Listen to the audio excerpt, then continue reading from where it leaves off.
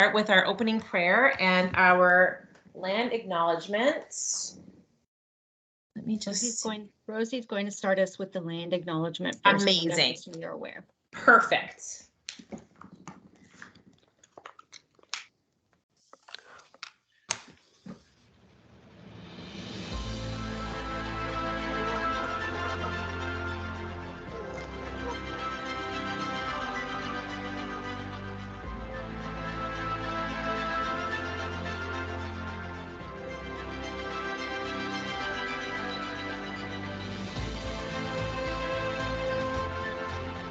Halton, as we know it today, is rich in the history and modern traditions of many First Nations and the Métis, from the lands of the Anishinaabe to the Attawandaron, the Haudenosaunee, and the Métis.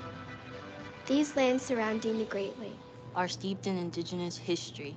As we gather today on these treaty lands, our Catholic social teachings call us in solidarity with our Indigenous brothers and sisters. So honor and respect. 4 directions: lands, waters, plants, animals, and ancestors that walked before us. All these wonderful elements of creation exist, gifted to us by our Creator God. We acknowledge and thank the Mississaugas of the Credit First Nation for being stewards of this traditional territory.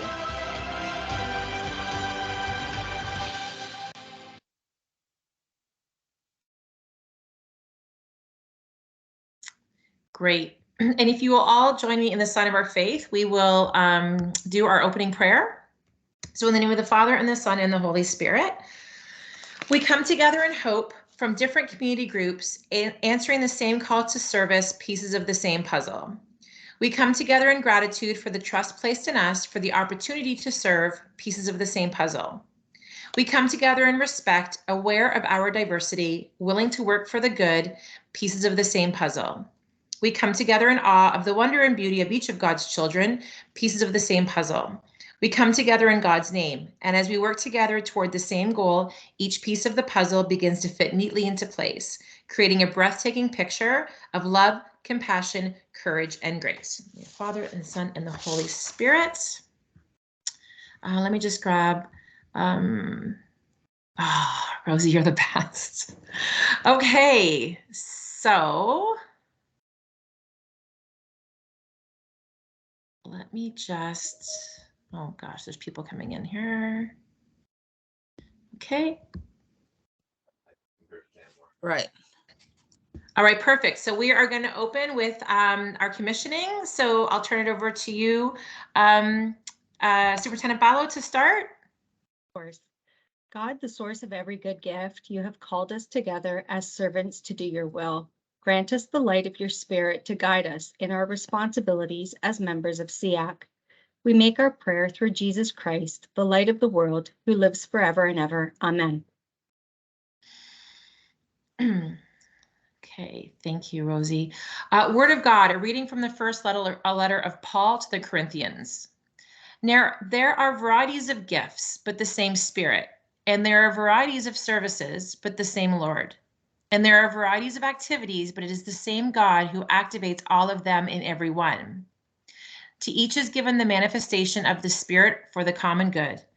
To one is given through the Spirit the utterance of wisdom, and to another the utterance of knowledge according to the same Spirit. To another faith by the same Spirit, and to another the gifts of healing by the one Spirit. To another the work of miracles, to another prophecy, to another the discernment of spirits, to another various kinds of tongues, to another the interpretation of tongues. All these are activated by one and the same Spirit, who allots to each one individually just as the Spirit chooses. The word of the Lord. Thanks be to God. God has called us to serve the students of Halton Catholic District School Board, and together we pray. May we work together in harmony for the common good. May we listen to one another in a spirit of genuine respect. May we encourage and reverence one another's unique talents. May we use the gifts of the Spirit in creative Christian leadership. May we approach our decision-making through discernment and prayer. And may we respond effectively to the needs of the children in our care. Amen.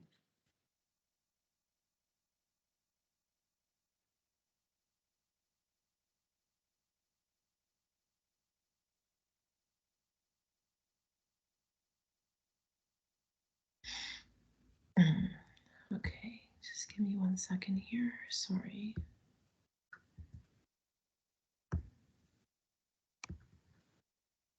Okay, so again, everyone, welcome back. Thank you for being here. We're going to go through our agenda for this evening. And so first of all, we have the approval of the agenda. Everyone would have been sent the agenda. So I'm just looking to see if anybody has any questions, comments, additions, or deletions to the agenda, and if I could have someone to move. This is Rick. I'll move it. Thanks, Rick. Can I get someone to second? This is Paul. I'll second. Thank you, Paul. I don't need 5 minutes to welcome you all back. Unless I'm missing something in my notes, Stephanie, please jump in. But, it's obviously great to be back. I hope everyone has had a fantastic summer and a chance to relax, and everyone is getting back into the swing of things in school. It's so nice to see the kids going off in the morning and coming home with their stories of the day. So it's been wonderful, and I think it's been a fairly smooth transition for back to school, at least from what I'm hearing from everyone. So that's pretty exciting, and I'm very grateful for that, for sure. Is there anything you wanted to add, Superintendent Ballo? Just similar. Welcome back, everybody. It's a pleasure to be back and to be working together collaboratively as a team, and I appreciate your feedback. Our observations have been the same. It's been a really smooth, successful September. We're in the last week, so I feel like we can say it out loud right now.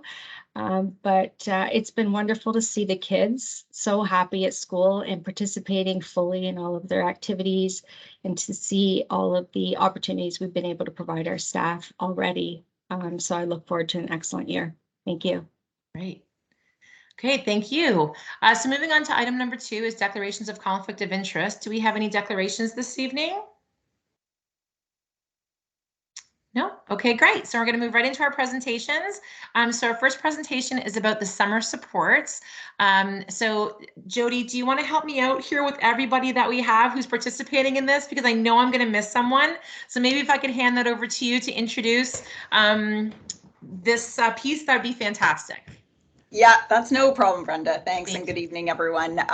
Actually, it's just going to be me this evening, but I have my supports in the background helping me if there's any questions that I can't answer. I know all the chiefs of service are on, and we all worked really hard prior to the start of the summer together to ensure that our students all had supports this summer. So I'm excited to be able to share on behalf of our team what we were able to do. So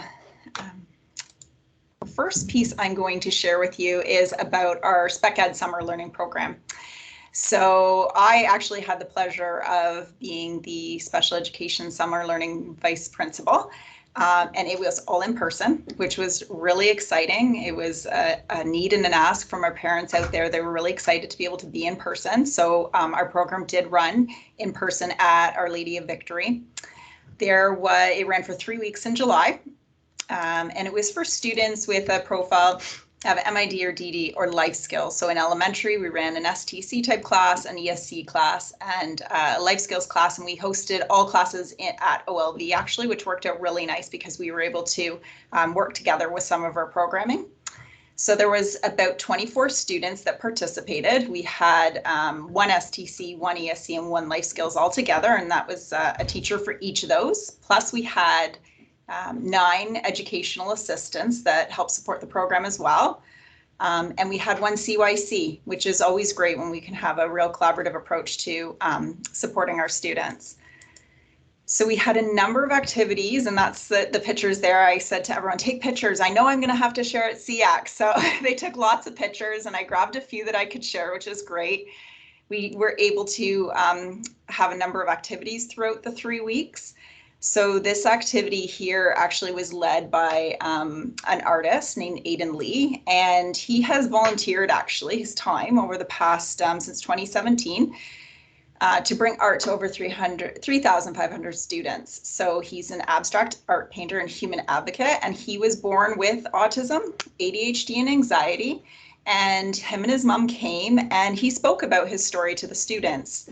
So it was really nice to hear his story and see him interact with the students. I actually received his information from another school on our board that had him come.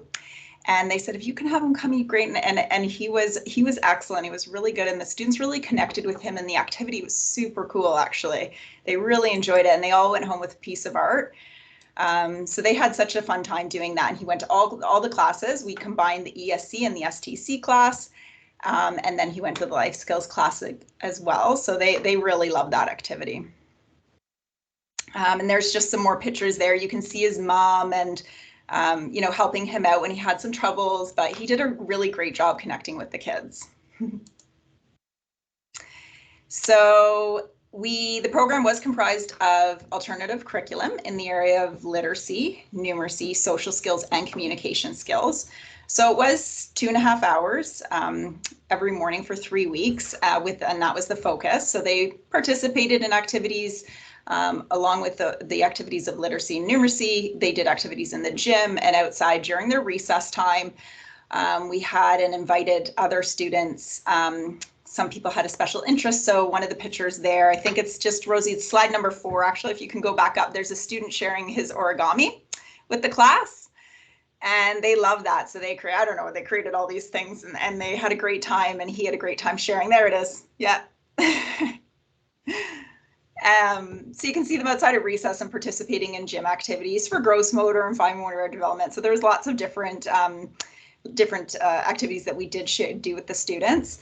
We made t-shirts with them and they got to design them. And actually one of the students put a QR code on the back of their shirt because he was really into this, I can't remember what it was exactly, I think doing graphic design and graphic novels, that's what it was. So he has a YouTube channel, so he put a QR code on the back and put it on a t-shirt. So we made t-shirts and we had Sunday Fun Day at the last day. So and I will say that the staff were amazing. They were so, they were so happy to be there, and the kids really made it it was really a good time. And then the feedback from parents was excellent as well. They really enjoyed that, the program for their students, or for their kids, excuse me. And we were also able to provide transportation. So we did that. The program was in Milton, but we were able to provide transportation from a central location from Oakville and Burlington as well. And we did a north one as well, but we didn't have a huge uptake because it was a central location. So we had a lot of students just dropped off at OLV, which is great. We did invite a yoga instructor again. That was another activity. So I just threw a bunch of pictures in there of activities we did. And that was another big success where they were able to do some mindfulness work, and the students really connected it. She was excellent too. So they had a great time. I had a great time. It was nice to be in person with the kids, to be honest. So that was our special education summer learning program that was in person. We also, however, though, had a number of other summer learning supports. So in our credit earning courses in secondary, we did have 6 certs who provided support to actually over 1,000 students who had an IEP in secondary. So that was great. I think there was a total of just over 4,000 registered. So we were able to provide, support to a lot of students. 1,000, I was really surprised when I got that number, but I think that was beneficial for everyone. We had 2 certs that were able to support the grade 6 to 8 literacy numeracy program. So that had been a decline from previous years, but the decline was overall in general. There wasn't as much uptake. I think families were looking to do a little bit more, but we did have 2 certs that supported the literacy numeracy program. We did have 1 cert and 1 EA for Camp Summerland as well. It was a little group, but the curriculum department actually put together an in-person kindergarten program for students moving from St. Clair to in-person. And so we were able to provide EA support for them. And that was also a success for some of our kiddos. We also had our summer mental health programming and support as well. And some of it was virtual and some of it was in person, actually at different locations. But for one of the weeks, it was at OLV with us. So as with the previous 2 years, we did have social work and CYC supporting individual high-risk students and families that were on caseload prior to the summer. And that was to ensure continuity of service through the summer months. In addition, we did, and I just mentioned it there, we did collaborate with ROC to offer summer mental health and wellness programs. And they offer programs both in person and virtually, and they were held at ROC sites, and the one was held at OLV where we were. There was the True to Me Summer Camp, BU, and New Perspectives. So we offered a variety of different programs for a variety of different ages. And it was very successful overall, actually, very successful. So that was a great and new initiative that we were able to put in place. And then the final thing that I just wanted to share as it relates to summer supports for our students was our summer tutoring supports. So as part of the Learning Recovery Action Plan from the ministry, the Delivering Comprehensive Tutoring Supports, we did partner with the Learning Disabilities Association of Halton and Hamilton, so the LDAHH, which is a mouthful, to offer the Mastering Mathematics program for students in grades 3 to 8 during the summer. It was a virtual small group, so it's 3 to 1, which is great. Focused on number sense, numeracy, and gaps in numerical operations using a multi-sensory teaching. The program was open to students with a diagnosed or suspected learning disability, ADHD, or MID. And we were able to support over 100 of our students, and we had great feedback as well from parents. So we got feedback from the LDHH, feedback from parents, and how many students we were supported, and had a great review of that.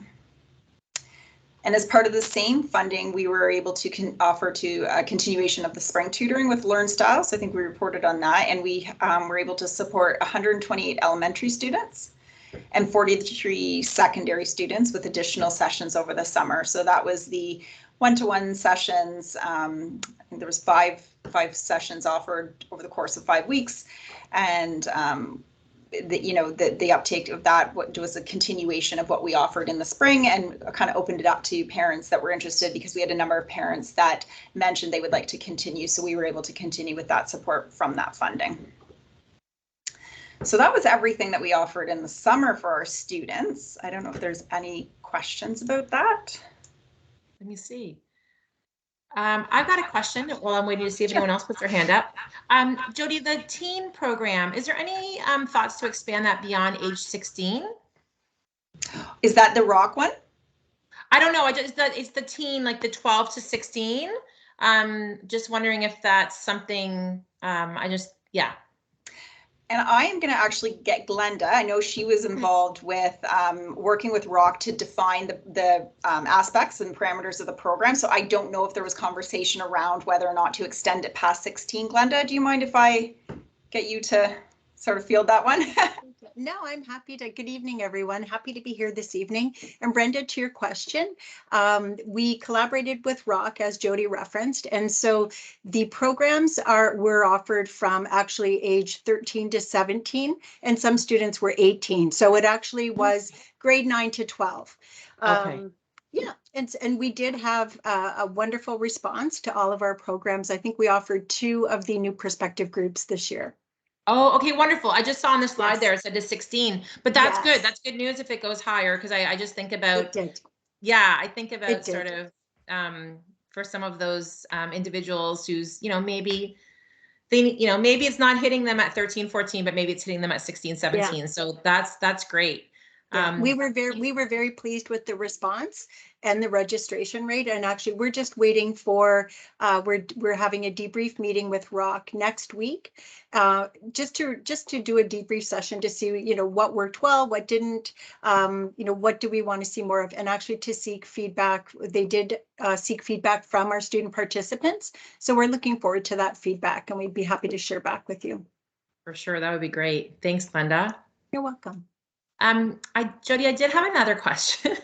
I just had a question with respect to the summer learning opportunities. So, and please forgive me, and this is a good opportunity for me for education, because I hadn't known anything about summer school until, my kids were in high school and able to participate. And so, and I know that it had been fairly recently that we had opened up those opportunities for students with special education needs to be able to participate in some of those summer learnings. So I've only ever known it to be virtual. Mm-hmm. Did that used to be in person? Like was summer school in person? And if it was in person, is the idea to go back in person? And if that's the case, will we still continue to be able to offer supports to our students with special education needs? Oh, that's a lot. I know that's a big one. I'm sorry. There, but I can answer a few of them. I can answer a few. So what that might look like, because it's it's been so successful. The number of students we've had that have registered for that, right? That it's pretty awesome if we could continue it. Yeah, so I will answer a few pieces. I don't think I have all the answers, but I can answer a few pieces. So it was in person previously, prior to COVID. And I know the board made a decision, while I was not privy to the reasons for having it remaining virtual at this point. They did make a decision to remain virtual for the credit earning and for the Lit Noom. I know that our students, interestingly enough, were always able to participate in the program. Okay. So it wasn't that they couldn't participate, it was that we didn't have the CERT support to help support them. Yeah, perfect. So that was why, and I think in particular for secondary, it's because they're earning credits. I think that's where I see the biggest benefit to having CERT support that program, because they're actually earning credits towards their diploma. In elementary, it's sort of a review of what they've done. So we've always said students working at grade level, you know, that's where they can go to review what they've covered during the school year, but they're not earning a credit or, you know, advancing in any capacity in that program. It's just an opportunity to consolidate the information that they learned over the course of the year. But what's nice now is that, again, we're able to provide CERT support for some students that might need that extra little one-on-one, that touch base. It does go very fast. It's a very fast-paced program because they're trying to cover a lot in 2 short weeks. Basically, it's a 2-week literacy and 2-week numeracy. Yeah. So as far as going in person and helping support, I know the funding was attached to COVID and you know, the summer support. So the hope is, I suppose, that the government maintains some level of commitment to the funding, but I don't know that we don't know that right now. Right. And so I don't know that I can answer that piece of it. Yeah. No, that's fair. And it's you know, this isn't even personal based because my younger son doesn't do summer school. I can't even whisper that around him. But you know, I'm curious again because it's been such a great opportunity that, you know, the students who may not have participated before because they needed that extra level of support have been able to do that. And I was just, again, I was curious, you know, so maybe it's on a wish list somewhere. Maybe it's somewhere that if we do have it go back in person, that, you know, we are able to support some of those students that we may have to support either from an EA or CERT perspective. So it's just been so great to see the participation, I think, right? It's such a great opportunity. Yeah, so didn't mean to put you on the spot, Jody, but just wanted to ask some of that stuff because it's such a great opportunity. Yeah. No, I agree. And I see that you have your microphone off. Right. Go ahead. Yeah, I think Jody did a really good job of giving the perspective of how the programs have operated. And I think that your question's a really valid one, especially as we start to already think about, you know, what does next summer look like? What is the ministry going to provide in terms of funding? You know, what are the funding options? So I think we need to really be mindful of that. So I appreciate you raising that question. And I think as we debriefed on this past summer, there's a lot of uncertainty, but it's definitely you know, very important to think about as early as we can, because with it brings all kinds of requirements when you're offering in person. And I really can't underestimate the amount of work that Jody did this summer to get the summer learning program up and running in person. We had a lot of principal, vice principal conversations around, you know, fire drills and attendance and all those pieces that, you know, really are not front of mind when you don't have students in your building. So I think it was a really good learning opportunity and it ran very smoothly, but definitely things to consider if we're planning and when we're planning for next summer. And I'd also like to say that it's just amazing to see the amount of staff who continue to apply to our postings.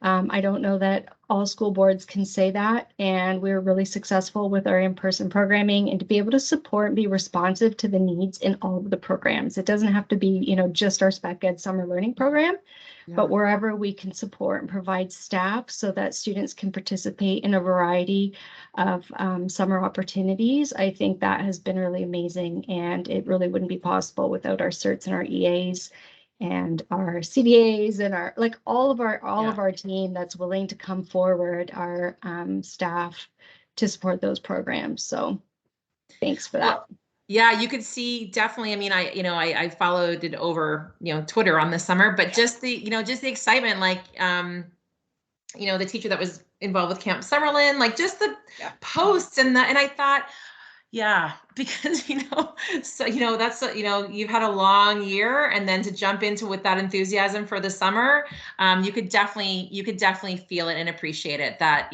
the staff that was involved over the summer really wanted to be there. And we're trying to make it the best opportunity for the kids. So it was really nice to see. Yeah, anyways, does anybody have any other questions? Because I've probably used up my allotment for this one. Yeah, Dan, go ahead. Just a comment. I guess with the summer program, it was extremely successful. I guess I've seen all the kids were pumped up getting out of there. They couldn't wait to get in the morning. There was no issue with getting ready to go to the program. I think they were really busy. They really had fun there. So thank you to all the staff that organized that, and it was such a great job. Thank you so much. Thanks, Dan. I will actually, that was one comment I heard from a couple of parents. They were really tired when they came home. I think we kept them very busy. It was good. Absolutely. Well, I mean, and for a lot of those kids too, that was probably the first time in I don't know how long that they've been able to participate in a program like that, right? So I'm sure it was great news all around. So thanks, Dan, for sharing that, because that's really great feedback to hear. Yeah, always. Thank you. Good. So Jody, you're staying on for our next presentation. So we have got an updated tiered models of intervention, and it's going to be Jody again and Stephanie Ballo, and and your other staff. I see Oliver and Denise, and I'm sure you'll have lots of participation from everybody as we have questions and move through this. So over to you. Thanks. I'm going to actually start our presentation. So we are very excited to be able to share with you this evening our new and newly designed special education tiered model of intervention. We've used the tiered models in special education services for many years, and it has evolved over time to encompass how we support within each discipline in special education. And I'd say over the last couple of years, we've really been focusing on the models and taking a look at the differences in some of the ways that we provide service. And we really thought that there were enough differences in the models as well. It started with a little observation, I'll say, that they all looked a little differently. And then once we started to really get into that work, there was really an opportunity for our leadership team to come together and to really examine the tiered models and to collaboratively take a look at how do they look, how do they support students in our system, and how can we build as a team to really take a look at what is the work that we're each doing in our own department, because you can sometimes become very siloed. And this was a really good exercise in examining all of the tiered models that each of our departments use. We actually posted them all on the wall in the boardroom, and we did a walkabout. We made observations, like, what does this mean? And teased it out and asked some really good questions. And from that process, we worked through the feedback that was received, and we've developed and designed a new look to our tiered models. You'll have the opportunity to see what they look like. You can see there are some similarities that we have highlighted on all of our tiered models. So Jody will go through each of the tiered models with you, and we have the staff on who can answer any questions. But when you look at all of the models, what we've done is, first of all, we've made sure that they're all going in the same direction, because we had some where the point was at the top and some where the point was at the bottom. I think that was the first observation. And then we had some really good conversations about, well, why is it that way? And then we very often have shared with SEAC as well the tiered model of intervention for mental health. And as that tiered model has evolved, on the sides, which is the pillar of all of the work, is equity, engagement, and evidence. And we know that to be true of all of our models of intervention. So we have embedded that with all of the tiered models. And then we've also included there two boxes there with some information that applies to all around our Catholicity and what are our shared value statements. And then as a group, we identified what all of the tiers would be called. And we spent a lot of time talking and describing, like, what does that mean? We also looked to the School Mental Health Ontario tiered model of intervention, and they recently updated their language. So we aligned some of the words that they used with each of their tiered models as well within all of our work that we put together. So as I said, we came together as a leadership team, and that consists of myself and Jody, all of our chiefs of service, the consultants, and the aid managers, and we collaborated to come up with a shared understanding of those tiered models in each of the different disciplines within the Spec Ed department. We were really intentional in each description. As I mentioned, that's highlighted there, highlighting the collaboration between school board and the community when it comes to supporting students with special education needs. And we know that it's very much a collaboration, and families, of course. The school has the data to support those students who might require additional supports, and it's the Spec Ed consultant that helps support the team in discerning next steps, including approval of referrals for additional supports.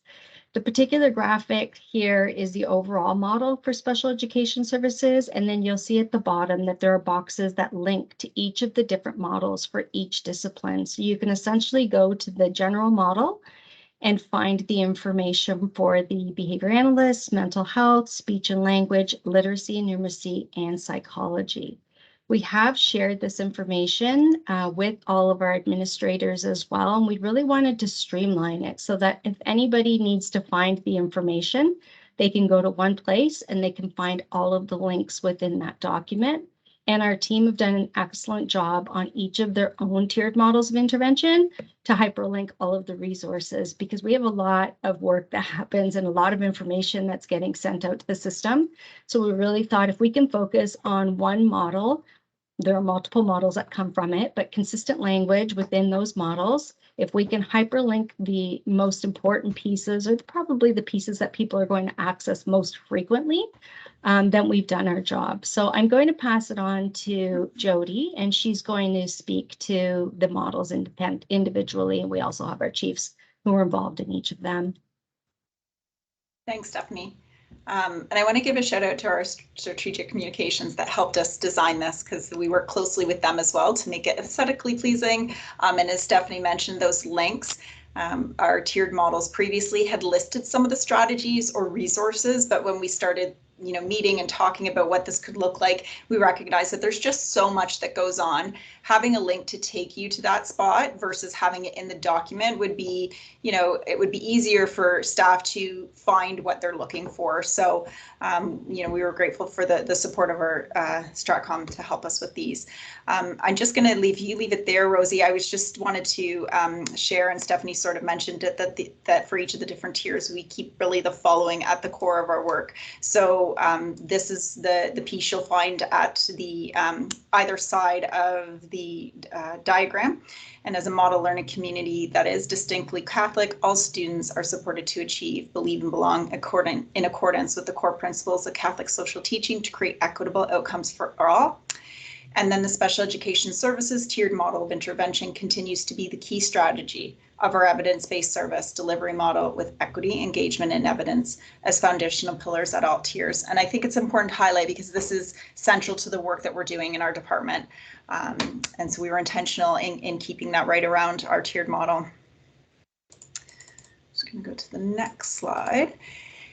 So I'm just going to focus in on each tier for just a second.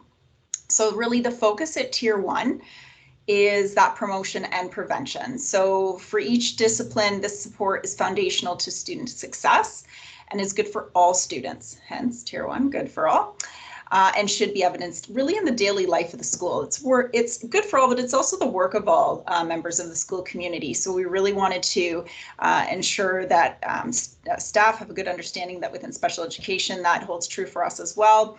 School staff collaborate with families and other board personnel and our external providers in some cases, really to create that positive school climate, focusing on the promotion and prevention at the tier 1 level. Then we move up our tiered model to Tier 2. And at Tier 2, the focus is continuing to be on prevention. And in some cases here, we have the early intervention. So for some students, this occurs at the school level through the support, of course, of our CYC or CERT. And for others, it might be a referral that's made through our board team to additional services within our board or community support as well. So we really wanted to really highlight and emphasize that it's a collaboration between board and community. In our Tier 3, we are looking at more of an intensive assessment and intervention strategy. So really, this is essential for few. And it's an interdisciplinary approach. So there's often multiple disciplines that are involved with one student. It's very individualized, and it's provided through board personnel in collaboration, again, with school staff, such as the social workers, and/or, again, external agencies. And school and board personnel may assist students and families to access appropriate external agencies for support, of which some may require a school-based referral process. So then the first model that we showed you was the overall general special education services model, which informed all of the individual discipline models. So within each discipline, there are links to additional information, as we mentioned, and resources. So for example, for the ABA tiered model, which you'll see here, there is a link to StaffNet that will take you to the dates for the ABA walk-in as an example. There's another link there that takes you right to the ABA site, where they have an abundant amount of resources and supports for staff when they're looking for information. So we really wanted our schools to know to go to this if they're looking for something, you know, for resources or supports for their students as it relates to each different discipline. As you'll see there, there's consistency across each of the models. So that definition of each of the tiers remains the same. We didn't want that to be lost. And then there's additional information that is specific to each discipline underneath it that you'll see bulleted there. Again, keeping that equity, engagement, and evidence at the core of the work that we do. For the next one is the tiered, this is the one you're familiar with, but it's been revamped. So within the mental health tiered model, you'll find links to the PPM 149, the referrals flow chart, School Mental Health Ontario link. So really for schools, it's a great resource for them to be able to have one place that they can go when they're thinking we need, you know, some mental health supports and services. School board and mental health and well-being initiatives, as well as information on class-wide evidence-based programs to support mental health literacy and social emotional learning. So all the links are there, and then they can be updated on the back end. So that's always accessible to staff, and it's always kept up to date.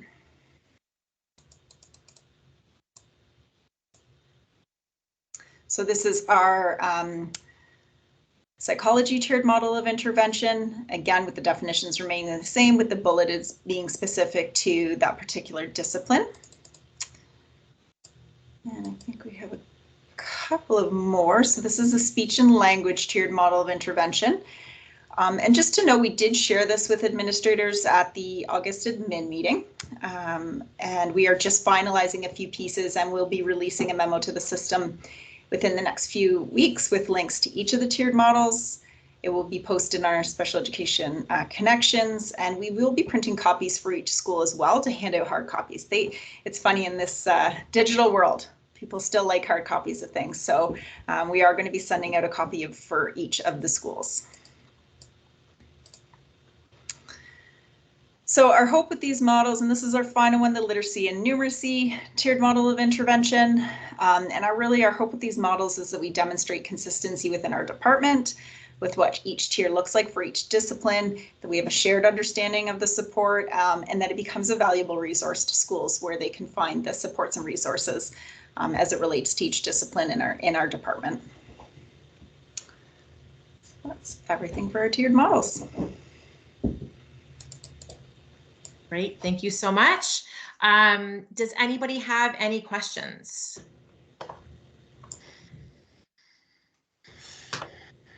Nothing? No, there's so much information there. Mm-hmm. Okay, no questions. Guess you guys got off easy. There's a heart though. There's a heart coming. So thank you. And as always, if everybody needs some time to digest this, because sometimes it is a lot of information, please, always recognize that you could reach out to Jody or Stephanie or, any of the team if you wanted to ask more information or clarification after the meeting. So thank you so much for presenting all that information. Thanks to all the work that's gone into that from everybody on the team as well. And thanks for being here tonight. Yeah. Okay, moving on to the approval of the minutes. So item 4.1 is the approval of the minutes from the June 13th SEAC meeting.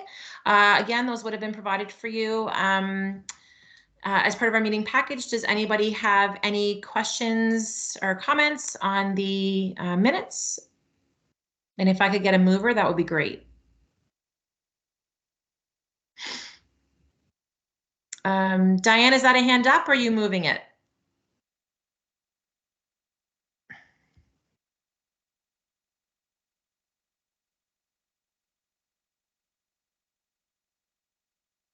I don't want to speak on your behalf if that's a question or...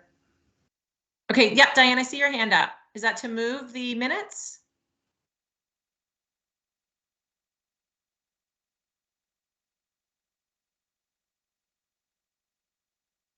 Okay. Okay, I'm going to, I don't know, if we can just get someone who can actually say it out loud that wouldn't mind moving the minutes, that would be great. This is Rick. I can move it. Thank you very much, Rick. Can I get a seconder? This is Paul. Oh, thanks, Diane. Sorry.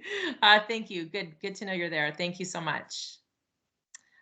Okay, so moving on to item number 5. 5.1 would be summary of outstanding items from previous meeting. The chart would have been available there. Does anybody have any questions?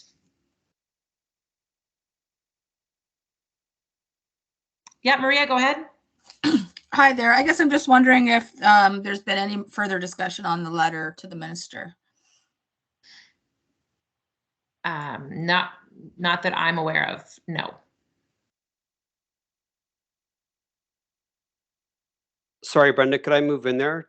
Just to quickly answer. Yeah, of course. I know I mentioned to you, I think I texted you saying that I would look into it, starting a letter, and I've actually started looking into some of the information from last week. So I'm hoping to put some information together. It's kind of a pretty convoluted funding model. So just trying to wrap my head around it and make sure that whatever I write down does make some sort of sense. So I will hopefully have something shortly to send along to yourself and I think Nancy said is in there as well to review and have a look at. Okay, thanks. That would be super helpful. Thank you so much, Rick. Yeah, thank you very much. Yeah, Maria?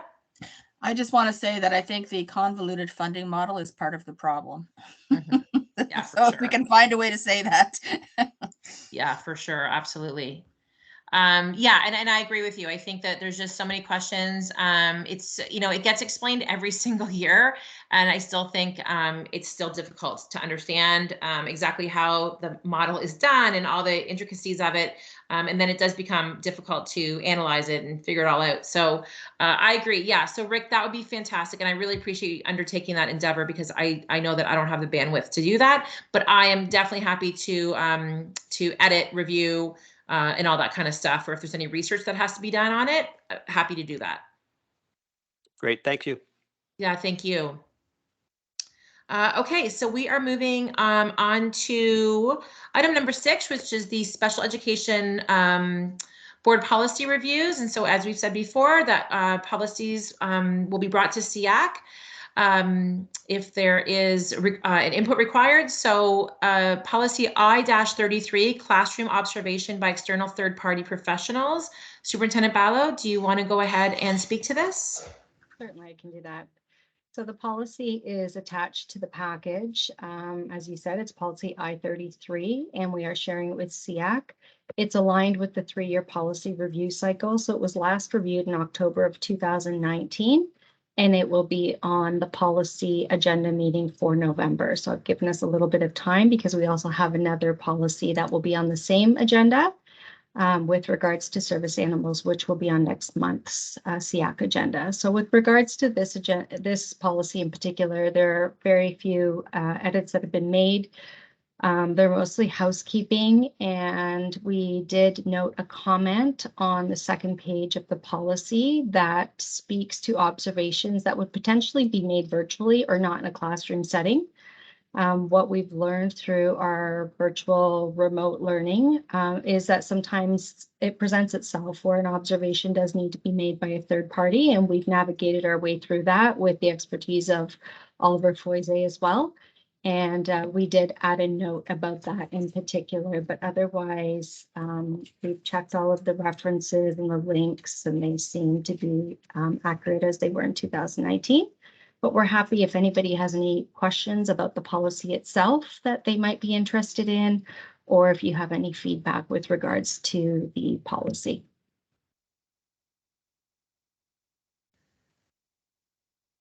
Thank you. Is there any, yeah, Maria, go ahead. So I had a couple of questions, and then I had a couple of observations slash suggestions, not content-wise, but maybe more like grammatical and formatting, if I can share those. So I guess my first question is, how often does this happen that we have third parties come into the classrooms? And how are parents aware that this is even an option? Because it's not something that I was ever familiar with or had ever heard before I saw this policy. Thanks, Maria, for that question. And I see Oliver's turned his camera on, and I'm happy to pass it along to Oliver as he has a lot of experience with this.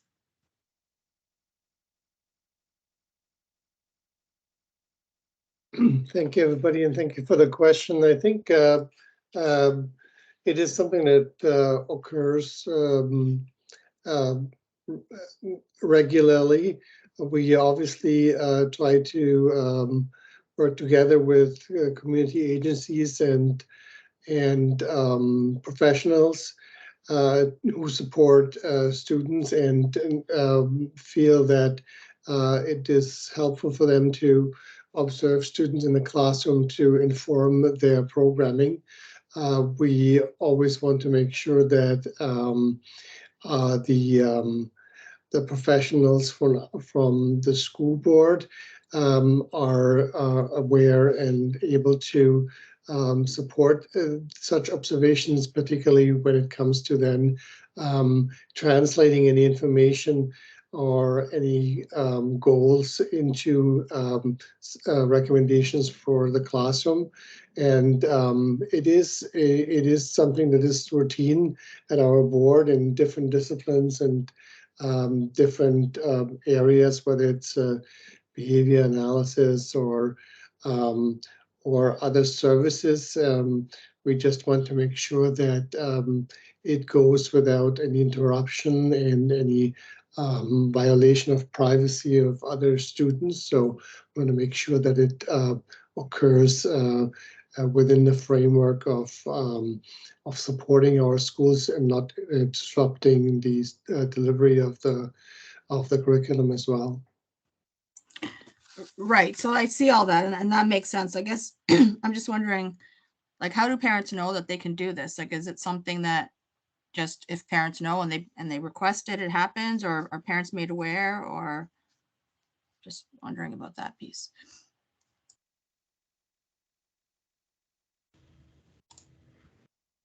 I think go ahead, Oliver or Jody, you have your hand up. Go ahead, Oliver. Sorry, I can add anything that I was just going to add there, but go ahead. I don't know. I'm not aware of any like advertising of it. I think that because we have conversations with parents through different mechanisms, let's say for the Ontario Autism Program or other processes in our board. We make sure that we always have our communications with outside professionals and welcome them to provide their input. So it's just that when we are in contact with those professionals, that we want to make sure that they are aware of the framework within which they can come in and provide those kind of observations and the input, just to make sure that that there's fairness across the board, and that that again we have to make sure that there's not too many people in the building at one time, because we also have our staff coming in, and nowadays with particularly during the pandemic with some rooms devoted for COVID protocols and so on. Sometimes our rooms are pretty busy, and so we want to make sure that that this is all well orchestrated and organized, and that we have a mechanism to implement those recommendations into our programming.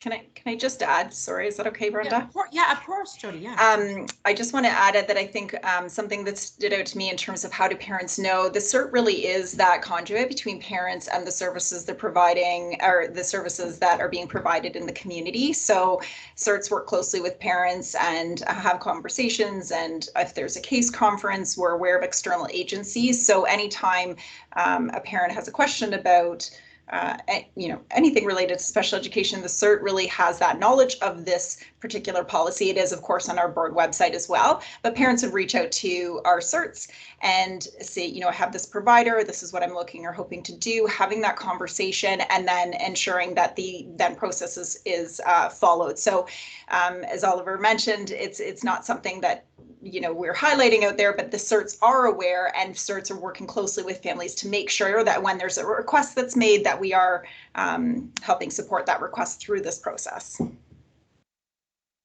Maybe I should also... Yeah, jump in, Oliver. Yeah, jump in. Yeah, I think what Jody said also prompted me to also kind of highlight that this kind of, as you can see on the list here, this policy also links with the VI 48 protocol with external agencies. So we also have quite a number of agencies that have gone through our process through PPM 149, for which we have a committee. And when agencies have gone through that protocol and provided the information in terms of insurance and gone through that process of being vetted through the committee and the union representatives, that what they're doing is an enhancement to services. There's also a process for those agencies to provide services in the schools without having to go through the form that is associated with this policy. So there's also a parallel process for additional services through community providers that work in our schools as well. Thanks, Oliver. I see, so Maria, you may have a follow-up, but I just actually see that Andrea Locarici has her hand up. Would it be okay if I was going to say, let her go ahead, and I'll do my grammar observations at the end. Okay, thanks. Go ahead, Andrea. Right, thank you.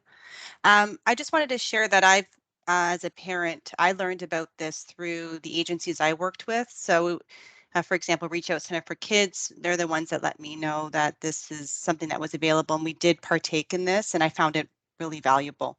Actually, probably one of the more valuable things that we've ever done is having, I think a couple of times we had professionals come in and they were able to provide observations back to me and to the teacher that were super helpful. So I think it's great, and I just want to share that's how I found out about it as a parent, and super helpful. Thanks, Andrea. Denise, you have your hand up? I just wanted to build on what Andrea had said, and that because the purpose of these observations is meant to inform, something that the professional, like it's required that they do an observation as part of whatever professional activity they're doing, then as in addition, the professionals can be asking parents about what the protocol would be. So it would be something that most professionals who are involved with students that are school age would be aware of, that this is something that their college may require. Great, thank you. Andrea, did you want to add anything to that, or is that good? Any follow-ups? Nope. Okay, that's perfect. everything. Okay, great, thank you. So Maria, so you had some more comments? Yeah, again, just sort of not content, but grammar or whatnot. Just sorry, I just took a bite of my dinner. A couple of really long sentences. So under purpose, the first sentence is really long. I'm not sure if it can be broken. Oh no, sorry, that's two. So never mind, forget that. But application and scope is all one big long sentence. Under definitions, the first bullet, I think it should say a parent / guardian. There's 3 places where I think the a is missing. In the second bullet, I thought instead of, I found that asterisk a little bit awkward and thought maybe we could just say, and other parties who belong to a regulated body, etc. Under principles, the second last bullet on that page, I think it should be plural, publicly funded teaching and learning venues, I think. And then under requirements, so the third major bullet, wasn't sure why the his / her was struck out. I thought it was better with that in there. So just leave that for consideration. Under terms and conditions, the very first bullet, I think that what do you call it? The ending paragraph, parenthesis, whatever, is in the wrong place, because the way it reads is only parents who are separated have to agree that they'll make any reasonable effort to ensure the visit does not disrupt any student. So if you read it, says the parent / guardians, and then bracket, and where parents are separated who have custody, and the third party must agree that the third party must make every reasonable effort to ensure that the visit does not disrupt, etc. So I think the end paragraph should come sooner, because I think it's in all cases we want to agree that they don't disrupt, etc. Right? So I just think that ending parenthesis is in the wrong place. Principal is mostly capitalized, but the bullet that starts with the word permission, principal is not capitalized. The next bullet at the end, it says used in any way to obtain evidence which is to be used against the HCDSB. I think the is missing there. And that was it.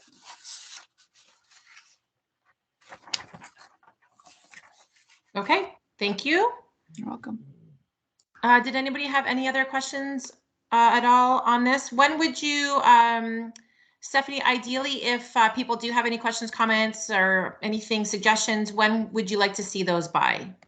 I would say by maybe the 14th of October. Okay. So I can get all my docs finalized to get over to school services for policy.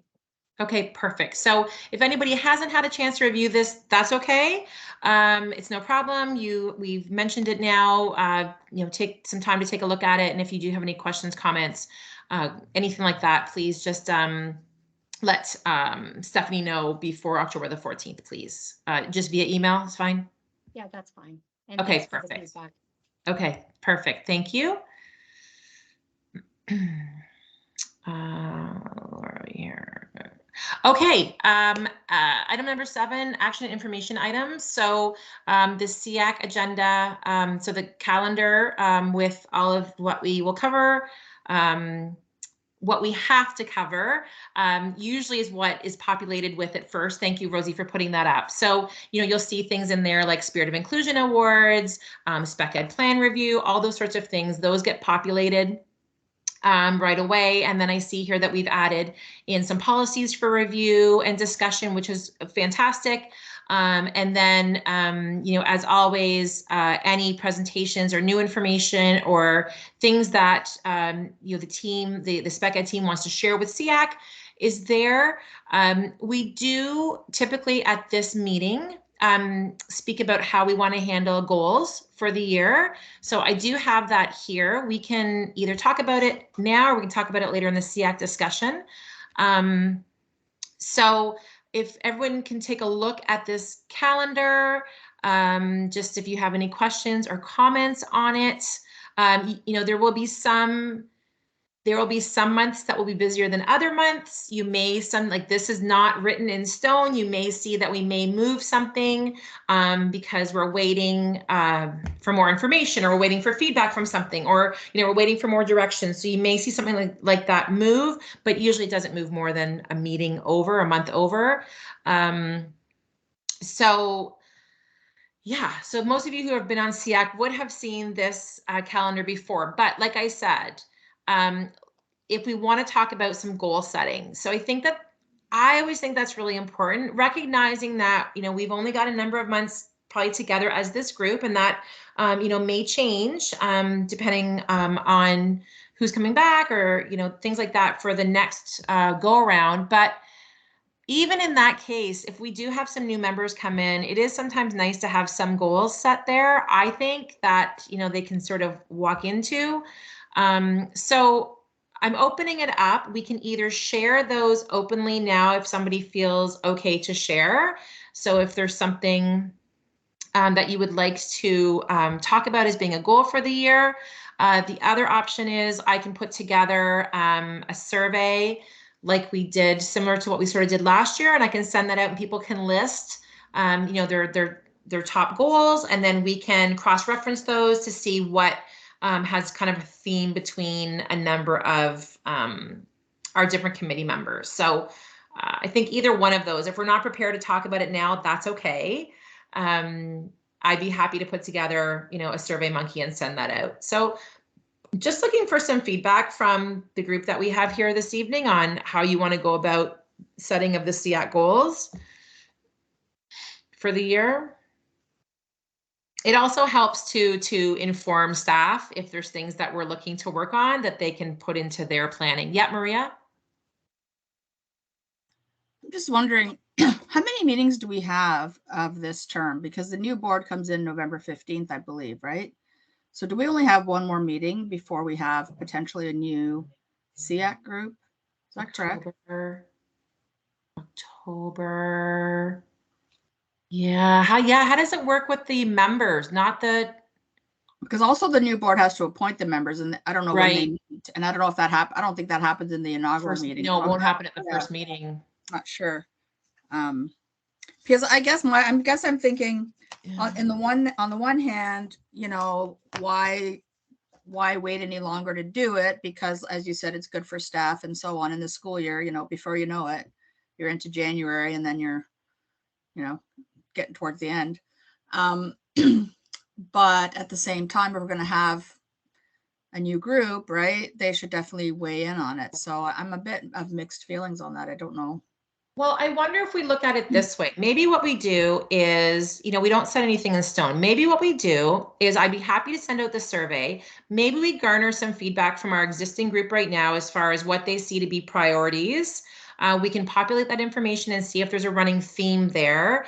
And then we can provide that information to the next committee that's coming in to sort of say, given our 4 years of experience or 8 years of experience, whatever that is, given some of our experience, given some of the things that have come up over the last little while, here are some of the priorities that we thought might be important to take a look at. And because, again, I'm kind of thinking if there's someone brand new coming into SEAC, for sure, they're going to have some priorities they might bring with them, or they may not even really recognize what that might look like. So maybe just a hybrid of the two. So suggesting some ideas, but not actually, putting anything in place could be a way to do it. To me, it makes no difference. I just wanted to put that out to the group. I think the survey is no problem. Yeah. I think what you're proposing makes sense. I'd be interested to hear from others, but yeah, for sure. Yeah. Does anybody else have any input? Yeah, Paul, go ahead. Don't want to sound like a broken record, but unless we have some 2 or 3 goals that we're measuring against, what's the purpose? Like, it's great to set these are where we're going to go, but if we don't really understand what we want and have 2 or 3 or whatever goals that we want to meet and measure against them, to me, it's a, you know, just a whatever, whatever the word. No, that's, yeah, and your point is well taken for sure. Yeah, absolutely. Yeah, and I mean, and there might be some goals, Paul. I think there's probably some goals, Paul, that are easier to define like that, to measure against. But you know, things like, you know, increasing parent engagement. I mean, yeah, we could definitely tie some metrics to that, but that could just also be a matter of sort of discussing different ways to reach parents, or, you know, different ways to engage with them, if that's even a priority at all. But yeah, I definitely hear what you're saying. Does anybody? Yeah, go ahead, Paul. So let's say increasing parent engagement. So that's the goal. Now, what are the 3 or 4 objectives that we can measure against that can do that? Is that more sound bites, whatever? Yeah. So again, that's just from the business world, and I'm sorry if I keep bringing that up, but no, that's okay. That's how I get my bonuses, Paul, at work. It's all based on my deliverables. So, you know, I get that. And like I said, we don't have to do anything with it. You know, we could certainly, I guess I'm kind of like Maria. I'm of 2 minds. Is it, you know, would it be a good idea to just get some things down on paper that could give the new group some things to think about, some food for thought, so that, you know, they don't kind of spend the first 2 months trying to figure out what those priorities might look like, and now we're into March. Or do we just leave it and, you know, move that forward? Yeah, go ahead, Paul. Just a last suggestion. Why don't we just frame it like these are suggestions for goals. Here's what we think are potential for some goals, and just leave that up to the new group to work on. Sure. Yeah. And like I said, I'd be happy to put that together in a survey. Is everybody kind of okay with that idea? I mean, if you're not, you don't have to fill the survey out. But if ever, I think it would be great. I think it'd be a nice thing for us to provide to the next group to help them along a little bit. Couple of thumbs up. Okay. All right. So I'll work on that. Like I said, even 1 or 2 things to think about. They don't have to be complicated, just some stuff that you think would be helpful. So we'll do that then. I'll make a note to work on that survey, and we'll work on getting that out to everybody. So thanks for your attention on that. Okay, perfect. So we are moving along. Okay, so board committee updates from SEAC representatives. So I don't have any updates. I don't think we've had any of these meetings so far, but I do know that there are, for the mental health as an example, we do have meetings coming up. When do we have meetings coming up for that? October, I think there's a mental health. And what's the other one, Stephanie? Do you know? October, February, and June.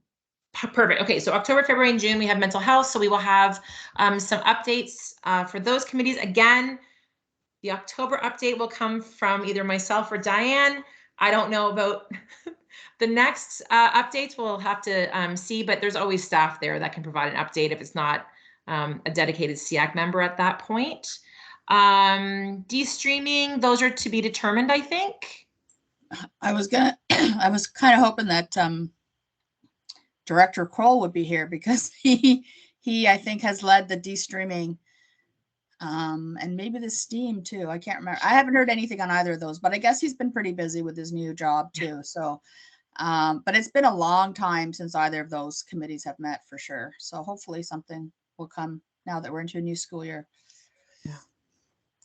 Yeah, I just know them as TBD. So I'm you know, we can definitely ask that question on behalf of SEAC, Maria, and just sort of find out what the update with those is. That's not a problem. I've asked as well, Brenda, and that's okay. Yeah, at this point, because I thought maybe it would come up tonight, but it definitely is a TBD at this point. And I think for our October meeting, we'll have a definitive yes or no with regards to those committees in particular. And I noticed on our outstanding items as well, it says committee discussion in October.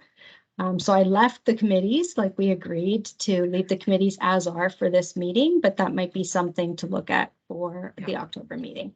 I just want to say too, like, I think when the de-streaming committee was struck, yes, we knew there was more coming, but I think at that time it was just the grade 9 math. And I think there's been quite a bit more. I'm not even sure of all of it, but I think quite a bit more has been de-streamed. And I'm guessing there's more to come. So I do think that's a really important committee, and that does impact our kids very directly. So I think that's really an important committee to start up again and for us to be a part of.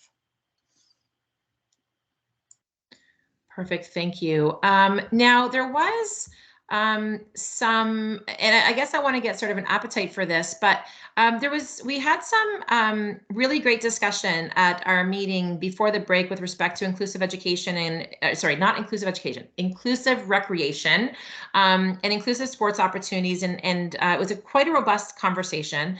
I know that there's definitely an appetite for that at the board. And especially with our ability to get back into sports. We're seeing everybody back out. Track and field is happening, and football's happening, and volleyball, and all those things. So, knowing now that we've sort of got full steam ahead for our sports, would there be, and I think there would be, but I want to ask the question, some interest in striking a committee, perhaps, to with a couple of members from SEAC, and we could work with Superintendent Ballo to identify some staff that we could put together and take a look at putting together an inclusive recreation committee. What that would look like, I don't know yet. I don't want to commit to terms of reference or anything like that, but I think it would be a great starting point. And I really do think, it could be some great targeted conversations with some idea sharing, understand sort of the capacity that we have to do some of these things, and do some brainstorming. I know that I would be all over that. Is that something that people here think would be a good committee to put together? We wouldn't need a lot of people, but a couple of them. Just toss up a hand if you, because I'm not going to waste people's time. If it's not, I can just have those conversations on my own. Yeah, Trustee Guzzo.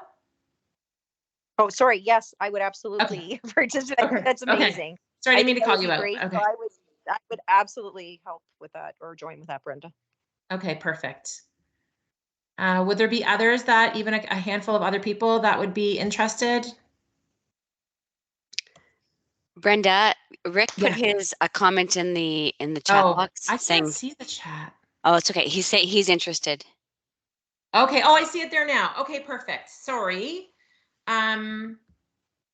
Okay, perfect. Thank you, Rick. I will make a note of that. And again, what I'll do is when we send out the minutes from this, I can put a reminder for people if it's something they want to do. But even if there's, 3 or 4 of us, I think that would be great if we could take a look at putting a committee together.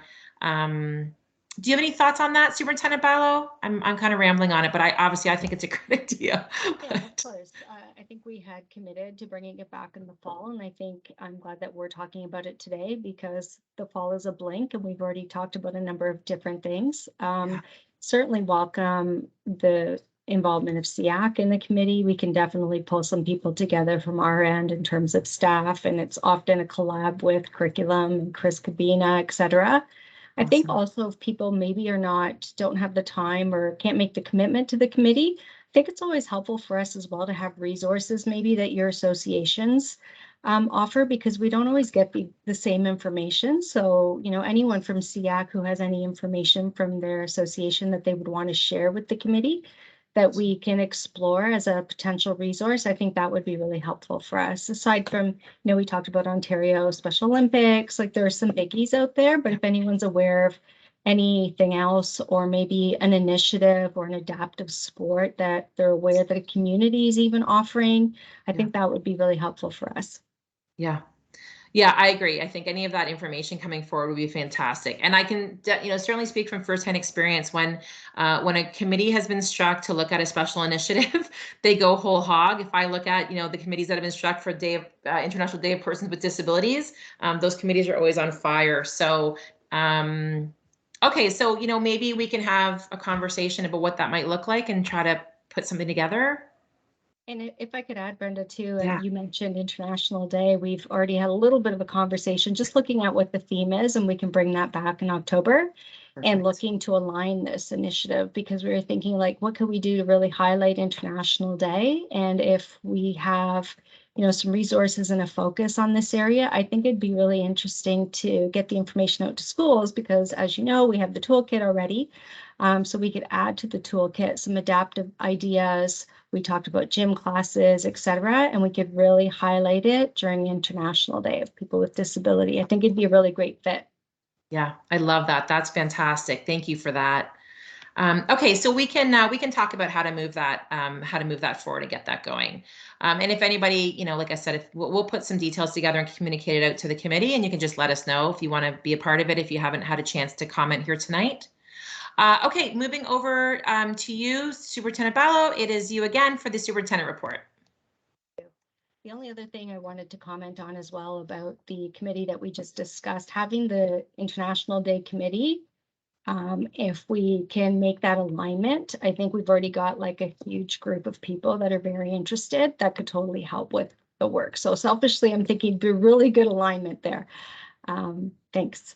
So with regards to the SO report, we commented at the beginning of the meeting that we've had a successful September. We've definitely been in full swing. It's hard to believe we've only had 14 or 15 actual school days so far. We have our SEA trainers that are back in our schools and providing training to students on Learn Style technology, and they're using Read and Write and Office 365. We're piloting a whole class training model in 2 of our elementary schools. We are piloting at St. Patrick in Burlington and St. Benedict in Milton from October to December. And the goal of the pilot is to increase teacher efficacy and student engagement with technology. So we will have all the students and the teachers in those classes getting that training directly from Learn Style. So it's not just for one student who's accessing SEA, it can support all the kids in the class, and they can lean on each other for support when it comes to using that technology. So we're really looking forward to that. We're excited to also welcome Project Search students to the Milton District Hospital for the 22-23 school year. Our Halton Catholic interns have begun their Project Search journey with orientation activities and tours of the various departments within the hospital in preparation for their upcoming internships, and we wish them a very successful school year. I'm sure we'll get some updates about that as the year progresses. After a successful pilot program at 3 of our secondary schools last spring, was Notre Dame, STA, and St. FX.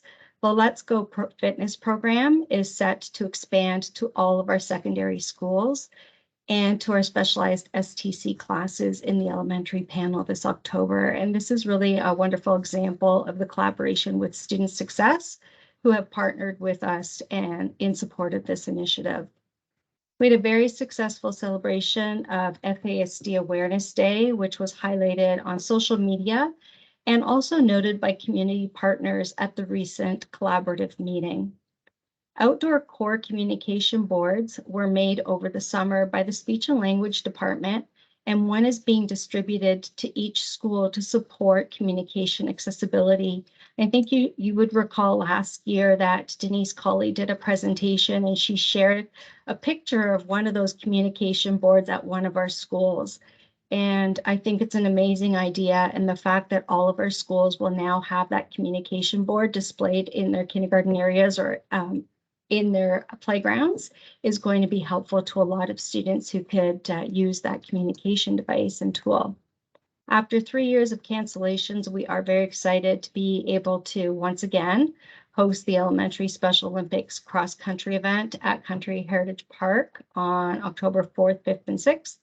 Information has been distributed to all schools across the system to be shared with parents, and there's been communication that's gone out across the system with regards to the track meet itself or the cross-country meet itself and specific information for parents of students with special education needs who would be participating.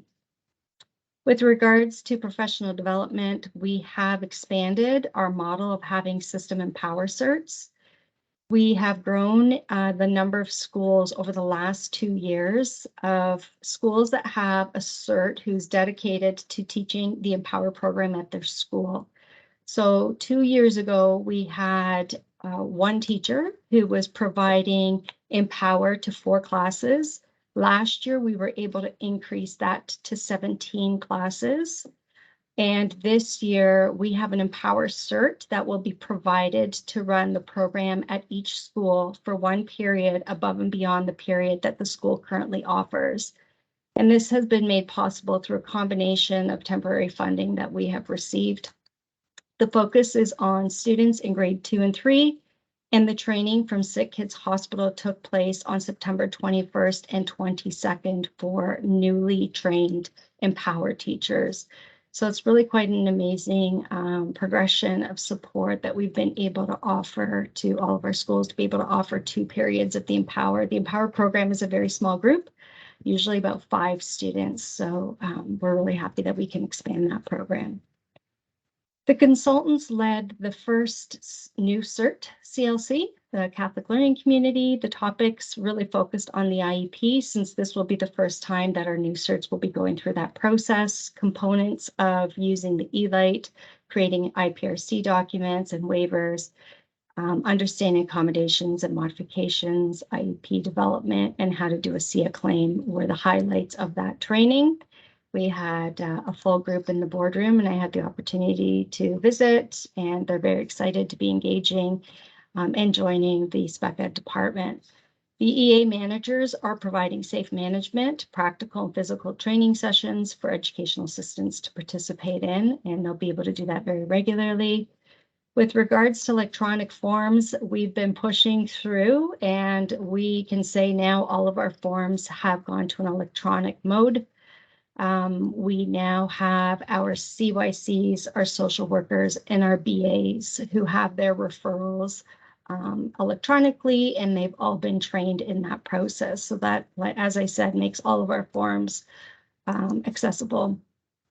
We do continue to offer internal FASD training, and we are allocating professional development funds to support all schools with release time for staff members to attend. In addition to the full day session, there are several 1-hour special topics in FASD sessions that are being provided to staff each month. So we continue to build on staff capacity, and we've had a lot of interest in those offerings. With regards to mental health and well-being, we started the school year with a slide deck presentation that was developed by our team, and it was provided to all schools across the system to use with their staff on the September 1st PA Day. We started the school year with a full morning of mental health, and in that presentation, we shared our annual mental health action plan. It was unpacked with all of our staff. We do have in our calendar a presentation for October on mental health, and we will be sharing the action plan and some of the goals that have been set for the year with SEAC as well. So we can get into it a little more fully at that time.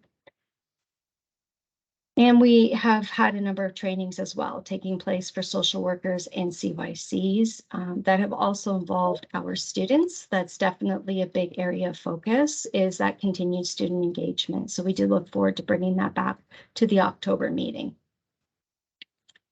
And then I added 2 additional items. In June, there were 2 items around the exceptionality data and the SEAC video that I thought I'd bring back to this meeting as part of the SO report. In June, there were 2 inquiries about the exceptionality data that was presented. Firstly, I can confirm that students who are identified gifted, who have more than one area of exceptionality, are included in the category of multiple. And then secondly, there was a request for a breakdown of the multiple exceptionalities category. So I have taken a little bit of time and I have put together a chart that captures the data based on the most current information that we have as of September of 2022. And I think Jody has the chart and she was going to share the screen there. So if you recall at that meeting, maybe you can make it a little bit bigger there, Jody. You can recall in June, we did provide, based on the all of the exceptionalities and the number of students who had an exceptionality, a single exceptionality, and then there was the category of multiple exceptionalities. And we had some questions about, well, what does multiple look like? So I have, with the support of my tech team on IT, we've taken a look at the number of multiple students. Now, our number was a little bit higher in June. At this point, the number is 996. I think it was just over 1,000 at that time. So it's, you know, we assume with changes in students from June to September, you know, it seems rather reasonable that those numbers would change. And I'm just going to pull up mine. So what I've included there is the information for elementary and secondary, which is the same as what we provided in June. Our entire chart was a combination of elementary and secondary. And I've included a statement at the beginning, which I think is helpful in best understanding what those numbers represent, because those numbers will not add up to 996. When we look at the data, we can see the number of students who have more than one exceptionality. So they may have 2, 3, and some students may have 4 exceptionalities. So when we looked at that column of multiple, there are 996 students who would meet the criteria of a multiple identification. And of those 996 students identified as multiple, I've put a blank in there. If we start with behavior at the top of the list, 724 of them would have a behavior as one of their exceptionalities. So if 996 students identified as multiple, 724 of them would have behavior as one of their exceptionalities. Of 996 students identified as multiple, 289 of them would have autism listed as one of their exceptionalities. And you can see in the list there that we have the information broken down by the other exceptionalities, or the range of exceptionalities that are included in the multiple identification. Does that make sense? So that's why I've put the prompt there at the beginning. When you read it like that, it does make sense. So of 996 students identified as multiple, let's say 40 of them have deaf and hard of hearing as one of their exceptionalities, and they might have 2 or 3 different exceptionalities, and 40 of them would have deaf and hard of hearing as one of those exceptionalities. Do you have any questions? Maria, you have your hand up? Yeah, just a quick question. I'm pretty sure I understand, but I just want to confirm. Excuse me. So if a student has 3 exceptionalities, sorry.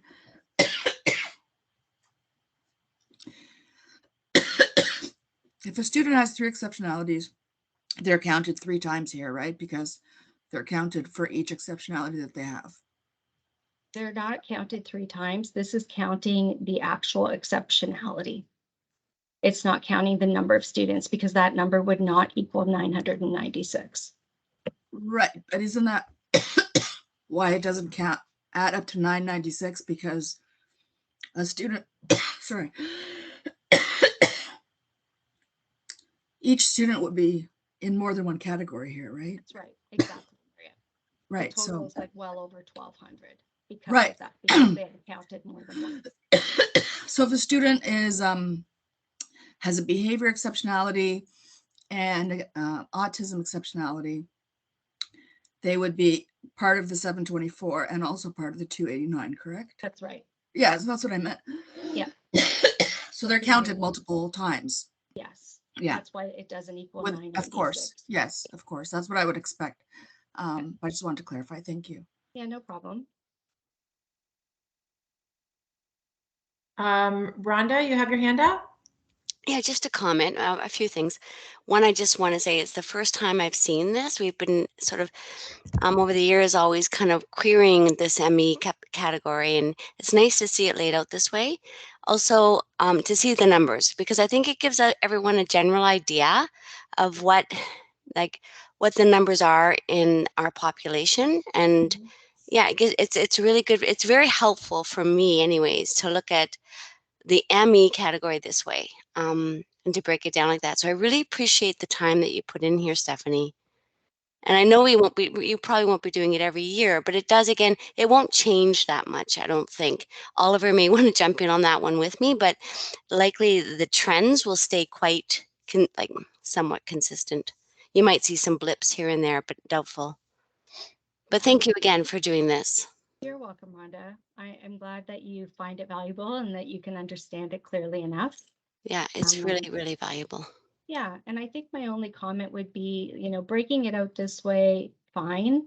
Our staff, when we see a student, and I would just want to reassure, obviously, SEAC and any parents, that when we see an identification of multiple, that in of itself is not an identification. We know that we need to look at what the various exceptionalities are and provide programming and services for that student based on their individual needs and based on every exceptionality that they have listed that makes up the multiple identification. So this necessarily wouldn't be new information for a school because they're very well aware of those students who have that multiple exceptionality. But thanks for the feedback.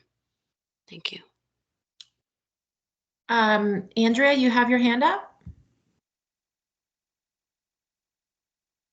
Yes, I have a question on the behavior exceptionality.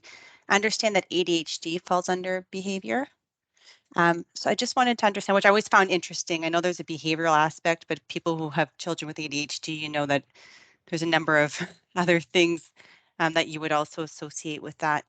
But what would you say in terms of what makes up that behavior category? Is that majority ADHD, or are we talking other diagnoses or groups? Sure. And we don't have a breakdown specifically of behavior, but I can certainly call on Oliver. I know that he spoke about it in June as well, to some degree, but I appreciate your question. I think it's a really valid one. And it's also a question that comes up very regularly from parents when they're going through the identification process and they see, behavior as the identification. So I think it's a really good question to ask, and I'm certainly happy to have Oliver respond. Thank you for the question. It's a very good question. And as you know, unfortunately, we don't have a good category to capture mental health needs of students. We only have the behavior category. In the definition of that category, it speaks of in that really old language that the ministry used when they created those categories, speaks of excessive fears or compulsions. And what we do is we capture, for example, anxiety there as well. Students who are who suffer from anxiety, who have difficulties accessing the curriculum because of their anxiety, would be captured under here too. Obviously, we only recommend identification if it is severe. As a matter of fact, I just presented to a group of parents at the CMHO the other day about IEPs in high school and secondary school, and it's that question of how do we make sure that the needs of the student are captured, and behavior is such a term that's so negatively connoted, but the point being that it can be internalizing behavior, that it can be withdrawal, that it can be avoidance, that it can be acting out because of anxiety or mood.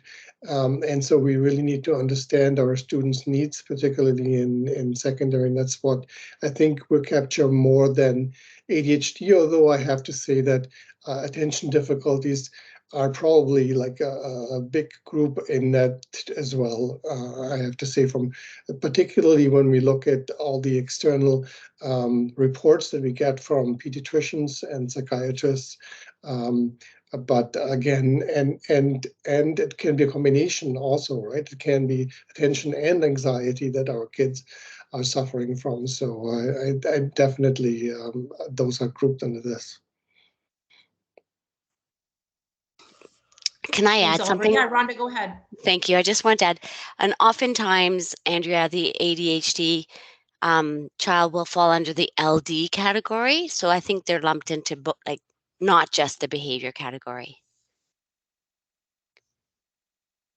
Yeah, I don't know if there's consistency around that because I've had many questions around that, but that's helpful. Thank you.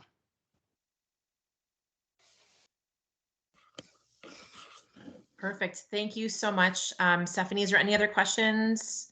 Are you, sorry, I shouldn't say that. You probably had more things to say, so please continue. I just see Paul's hand up. So 1 second. Paul, go ahead before Stephanie continues. So it's one of these uneducated people in this area. I'm just wondering, you list the exceptionalities and what the breakup is. Is there a chance to see what, under that exceptionality, what is the areas that they have problems with? So let's say on ADHD, here are the different areas that they, the different categories that they have problems with, like sort of a cross-sectional of the information. If that makes any sense. So I would say that the information that we have provided is probably as deeply as we could get into each of the categories. And then the question that you asked about ADHD in particular, I think that as Oliver already talked about, he defined what the actual ministry definition says around ADHD under the category of behavior. So if there was any interest, I would say like in the future, if we wanted to do a general presentation about each of the exceptionalities and maybe get into a little bit more about like, what does that look like? Like we have all seen, I would say, the ministry definition, but I think what I'm hearing is we want to know, what does that student look like? Like, what does the learner look like that fits into maybe that exceptionality? And that's something that we could maybe consider if there's an interest there for a future meeting. Even what we've heard, you know, there are differences amongst different school boards around identifying students. You know, that I don't think it's a foregone conclusion that we all understand or have recently reviewed, frankly, what a student looks like or what a learner looks like in each of the exceptionalities in our board. So if there's an interest in that, we could do that. Thank you, Stephanie. No problem. Yeah. I just want to say that I love that idea, Stephanie, and I think that will help people to appreciate or to understand what this ME category means. Like, I never do this, but I'm going to say my son had four of these exceptionalities, and probably one of the most complex learners in the board. I would hazard to say. So I really would, it would be awesome to have a case study, if you will, or yeah, a presentation on what a certain ME child would look like. And I think that would help you, Paul, very much to understand just how it all like plays out in the real world, if you will. I love it. Presentation. Yeah, I'd love to see a presentation on that, Stephanie, for sure. Okay. I think that'd be fantastic. Okay. Well, sometimes it's, you know, really good to have these conversations and talk it out and like listen to the questions and be purposeful in what the ask is. And we've got a, you know, great group of people. I'm sure we could put something together that would maybe help, you know, everybody who's interested get a better idea of what that learner looks like. And I don't want to take up any more time, but I'm glad that you found that useful. The only last thing I wanted to add from our June meeting was there was an ask to post the special education year review meeting or a video highlighting the ongoing collaboration, events, celebrations. And I do want to thank communications, strategic communications, because they have posted that. So awesome. It's on our SEAC page, and it's a great video for anybody who's new to the board or currently in the board, if they want to go on and take a look at all of the successes from last year. And that's it. Amazing. That's a great update. Thank you. Lots of information there. Thank you so much. I think Marvin, you're up next with the trustee report. Yes, good evening, everyone. Hope you and your families had a great summer and welcome back. It's been 3 weeks since our kids are back in schools, and I hope everyone has got off to a good start. As we have heard in our system, everything good is happening, and I hope our children have settled down very well. Trustees have had a couple of special board meetings in the summer, and there's nothing much which I can report to SEAC about. We have had 2 board meetings since September 6th and the September 20th. At the September 6th board meeting, one item which I could report on is the school generated funds. There was an action item which did not pass. And on September 20th board meeting, there was a report given by staff which gave a summary of the final assessments for grade 9 to 12 was presented. This was in response to an earlier resolution number 297/21. Our teachers have ensured that quality assessment and evaluation practices are used in all our high schools, and that our students will receive feedback to improve their learning and exam writing skills, and they are all prepared for future pathways. Nothing much to report, but just a couple of other items is I would like to inform all members, in case you're not heard about it, that the Board of Trustees have appointed a new director, John Klein, as the Director of Education, and he will be joining us on October 3rd. Thank you to Director Kroll for the great work that he has done in the meantime. John has been a Superintendent of Education in the Waterloo Catholic District School Board for 7 years. And what trustees are, 2 trustees are attending Catholic Education Leadership Speaker Series, which happened tonight actually, and the Regional OCSTA Conference tomorrow. And that's my report, Madam Chair, and happy to answer any questions if there are. Great, thank you very much. Is there any questions at all? Short report. Thank you.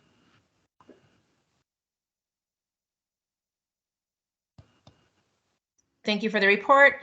Okay, so just moving on to SEAC discussion items / questions. Does anybody have any questions that are not on the agenda, or any information that they wanted to ask? Rhonda here. Go ahead, Rhonda. Yeah, we had a voice SEAC meeting this week, and one of the things that came up across the school boards in Ontario, we're very confused as to whether so I'm asking this committee here, whether we have to, at the beginning of the next term, have a new letter from our organizations. Some boards ask for it and some boards don't, and I don't know what Halton Catholic would like from us, so that would be helpful. If anyone knows. Thanks, Rhonda. Does anybody want to take that question?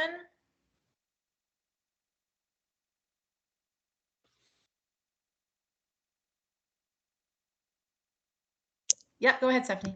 I don't have a really fulsome answer, but it's definitely on the radar. I know that we're working through the process, and we actually, Andrea has been off, and we have Joan back part-time, which is a little bit of a blessing because she has been, Joan Crew, she has been through this process in the past.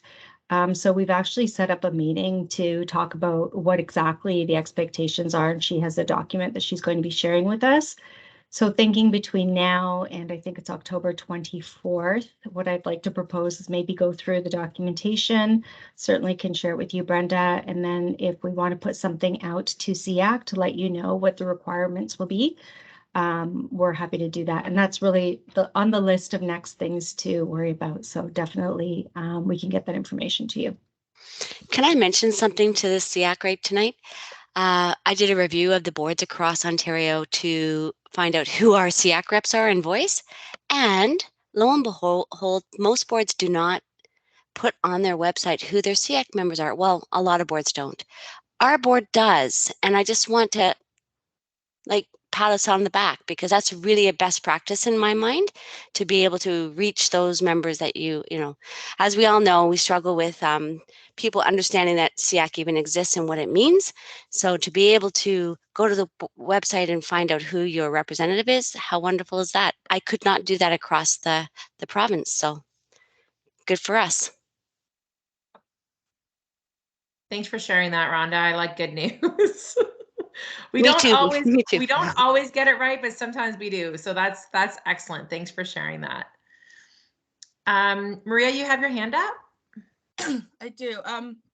Just in response to Rhonda's question, that's not why I had my hand up, but I'm wondering too, like, I think it should maybe depend on what the original letter said. Like, I think with our ABC letters, they said appointed for this term, right? But also, I believe when the board passes the resolution to appoint, because ultimately the board has to appoint, right?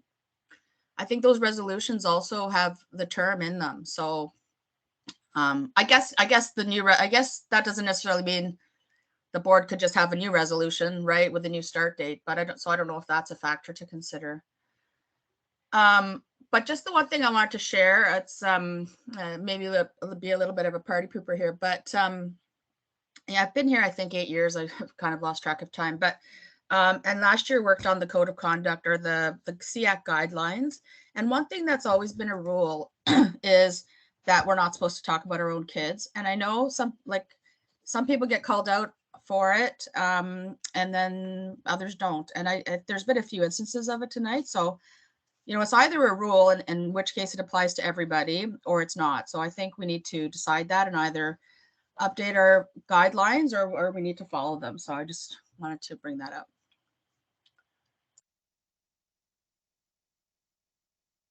Andrea, go ahead. You have the floor.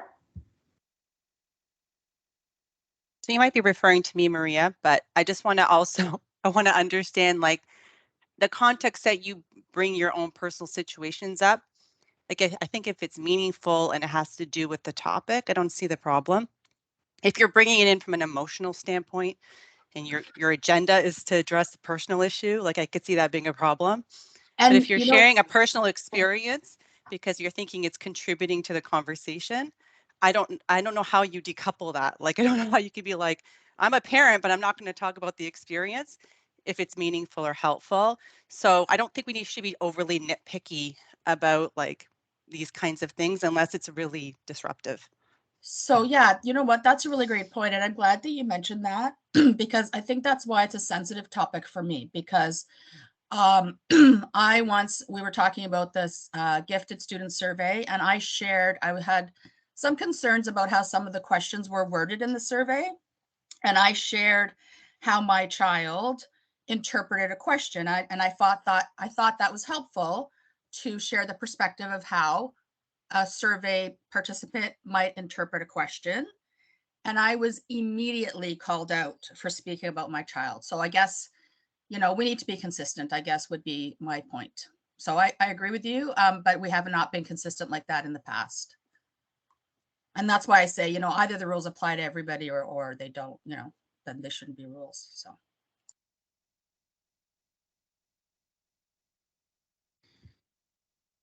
Okay, so is that something that you'd like to table for another night? How would you like to address that moving forward? Do we need to review our code of conduct and make adjustments depending on feedback from the committee? Well, if we want to establish some parameters around when it's appropriate and when it isn't, you know, I think it can be a little bit subjective, I suppose, right? So I'm open to what the group feels. I don't think we need to make a big issue of it, but you know, again, it hasn't been consistent, so. Well, I think, you know, it's been brought up, so I think it should be addressed. And, you know, I think I would echo Andrea's sentiments as well. You know, certainly, you know, I'm guilty of it, so you're not the only one, Andrea. I often will use reference of my son because he does have multiple exceptionalities and he does fit into a number of categories, and our experience is a real experience. So when I talk about inaccessibility, or I talk about, you know, things that are not inclusive, or I talk about physical barriers that we may, that's my experience. So, you know, I could certainly muck around it and say a kid that I know, a student in our system, but more often than not, someone's going to know it's probably me speaking to that. So, but I know that I personally try very, very hard to never bring an issue up that is pertaining to my particular child and the board and Spec Ed. I take that completely offline. But I think to Andrea's point, I think if it can be done tactfully, I think if it can be done in the context of the conversation we're having, if it's a lived experience, I think that's really important because we are, and again, everyone can disagree with me, but we are association members, but we're also parents first and foremost. And I think, our experiences, I think are important to share.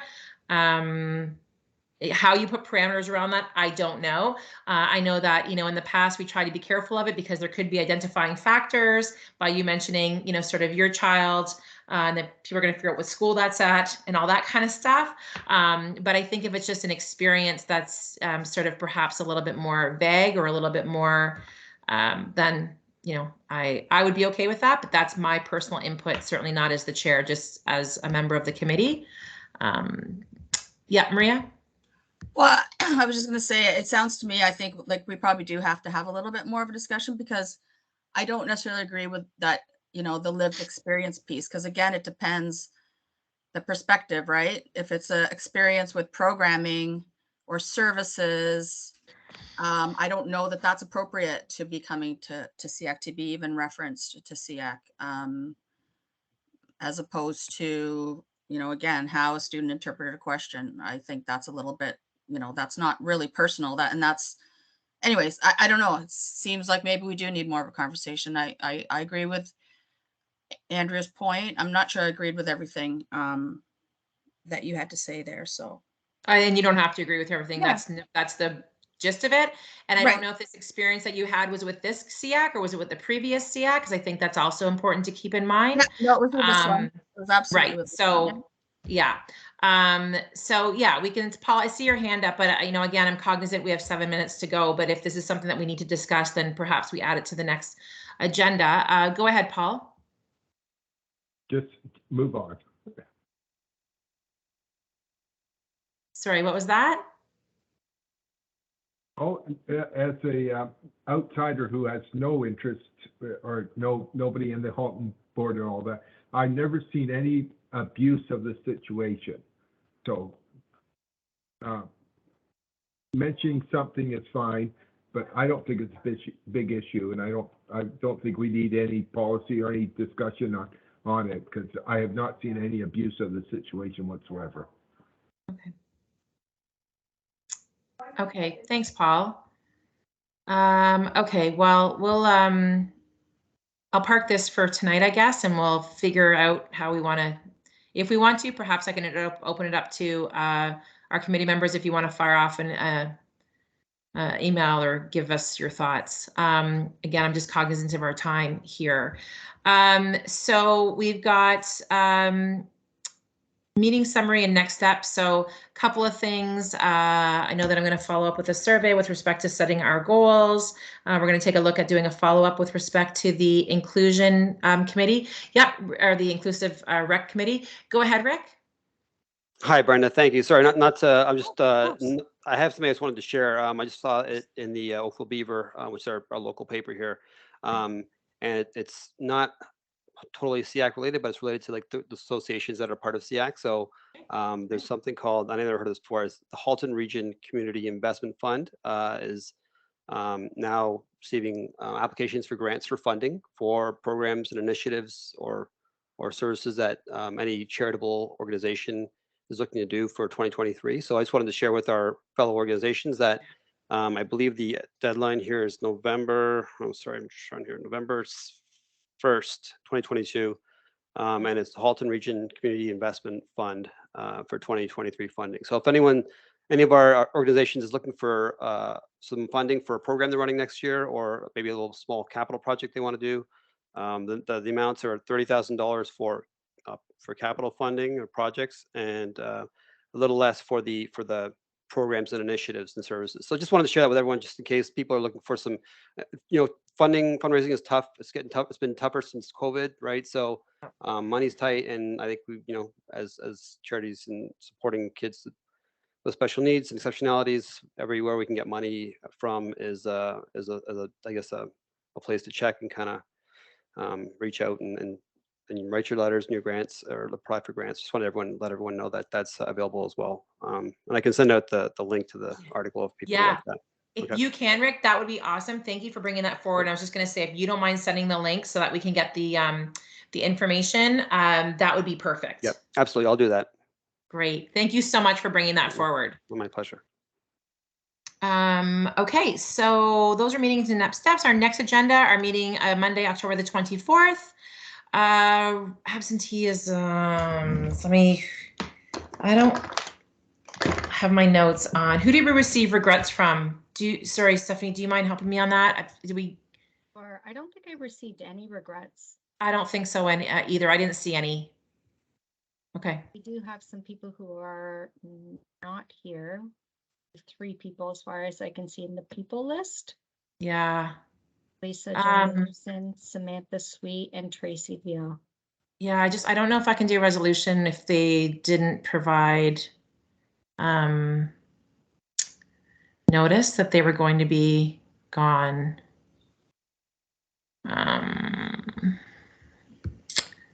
I think in the past we haven't included, because sometimes there's some that have and some that haven't. And I noticed that we only include the people that had, and even in the minutes, they're either excused or just absent. There is that distinction made. So I think it should be consistent. Yeah, I think we've always done it with people who have provided that they wouldn't be here, right? Notice? I don't have any notice, so we can just. Okay. Okay, so item 14 then is adjournment and closing prayer. Do I have anyone that would give a motion to adjourn?